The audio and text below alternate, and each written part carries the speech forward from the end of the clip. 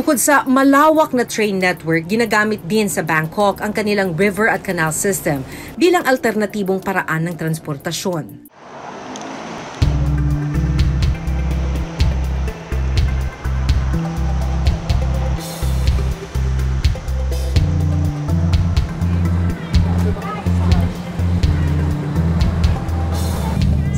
Ilang beses nang tinangka na gawing commuter lane ang Pasig River.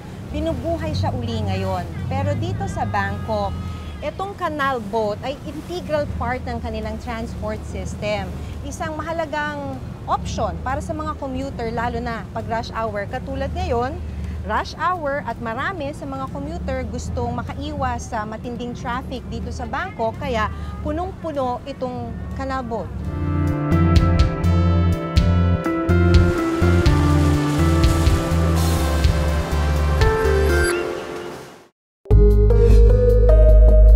Taong 2007 nang unang mag-operate ang Pasig River Ferry sa Pilipinas. Pero sinuspinde ang operasyon noong 2011 dahil sa mababang bilang ng pasahero pati na rin polusyon. Kaya ang ilang ferry at istasyon minsan nang natenga. Sa kasalukuyan, muling operational ang ferry system sa Pasig River. Mula sa kanal, may iba pang mode of transport sa Bangkok.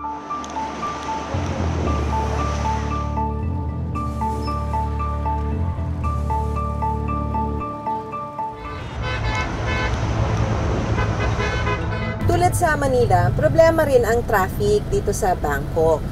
Dito nga lang, ang traffic dito ay rush hour sa umaga at rush hour sa hapon.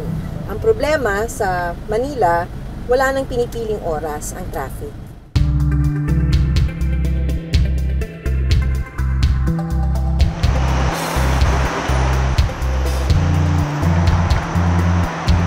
Pero may isa pang alternatibo para hindi maipit sa traffic. Ito ang Bus Rapid Transit o BRT. Sa ilalim nito, may nakalaan lang na isang linya ng bus sa kalsada. Nakapwesto rin ito sa inner lane at may istasyon kung saan sila pwede magbaba. Kadalasan, nakapwesto ang istasyon ng BRT sa istasyon ng tren para diretso pa rin ang biyahe ng commuter. Umuusad din palagi at hawak ng gobyerno ang BRT. Dalawa. Makakaw po. Dito sa Pilipinas, may yellow lane na ipinatutupad ang Metropolitan Manila Development Authority o MMDA para sa mga city at provincial buses. Pero may mga pagkakataong halos hindi na umuusad ang bus lane. Nakapanayam ko ang General Manager ng MMDA na si Jojo Garcia habang binabaybay ang EDSA. Sir, ang parusa para sa mga commuter, wala ka na ngang masakyan, sobrang traffic pa. Kalbaryo on both sides. Yes, oo. Totoo yan, no? Kasi kung makikita naman natin talaga, no? Yung ating city buses, no? It's really more than enough. It's more than 4,000. The problem is, kaya talagang naiipit sila. Pag nagka-traffic kasi, hindi mabagal ang turnaround ng mga bus, no?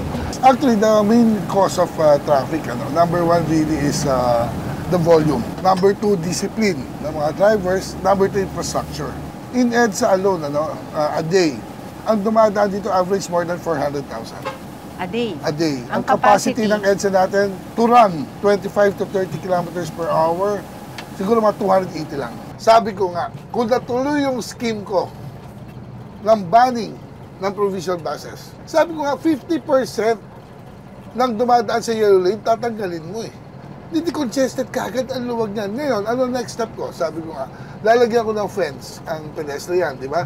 Lalagyan ko rin ng harang ang yellow lane.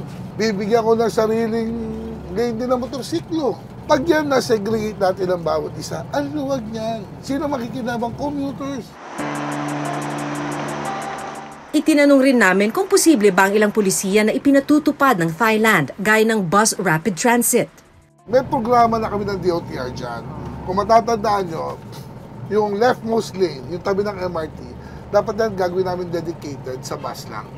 And we have 7 stations lang muna, stops, kasi gagamitin natin yung MRT. Wala nang pag-asa kasi nga, dagdag ang sasakyan, yung ating infrastruktura, ating mga kalsada, hindi naman nadadagdagan.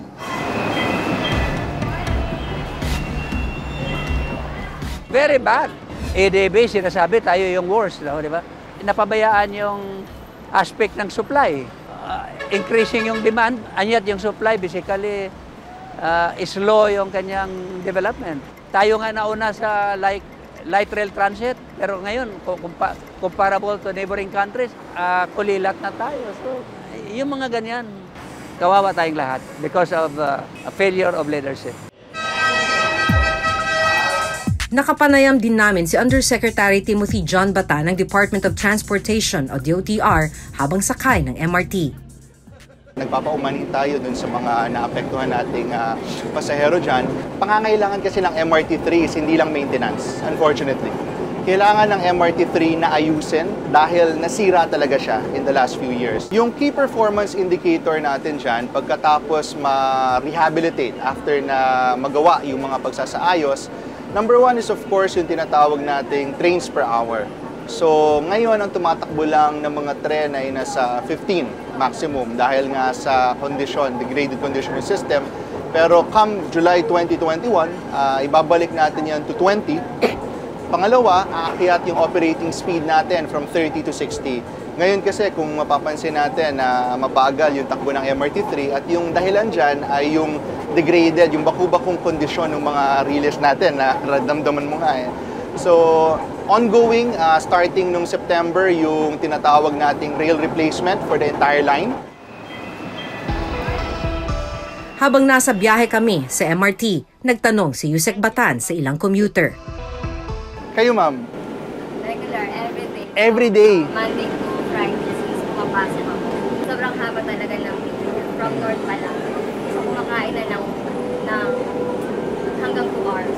2 hours, one way? Pila pa lang. Pila pa lang, okay. Papasok pa lang. Okay. Tapos pagdating mo ng platform, hindi ka kaagad makakasakay. Kailan ka nag-start mag-MRT3? 4 years na. Hirap talaga sa rush hour. 5 a.m. pa lang, sobrang haba na ng pila. Yeah. Pag dumating ka ng 6, makakapasok ka yan, mga 8 na, 9. So, kung papasok ka ng 8, tapos pipila ka ng 6, hindi aabot. Pauwi? Pauwi. Grabe din. Ilang beses na ring nakaranas si Eileen na pababain ng tren nang magkaroon nito ng aberya. Na-unload ka na ba? Yes, marami. Totoo? Opo. Mag-unload, Cubao, Santolan. Oh, ma'am, i-trivia kita ulit. Okay. Ang worst namin na unloading was 2016, 550. So almost every other day, meron kang unloading. Ngayon, ma'am, last year, meron pa rin mga nasa 55 pa rin tayo last year. Pero this year, as of November, 25.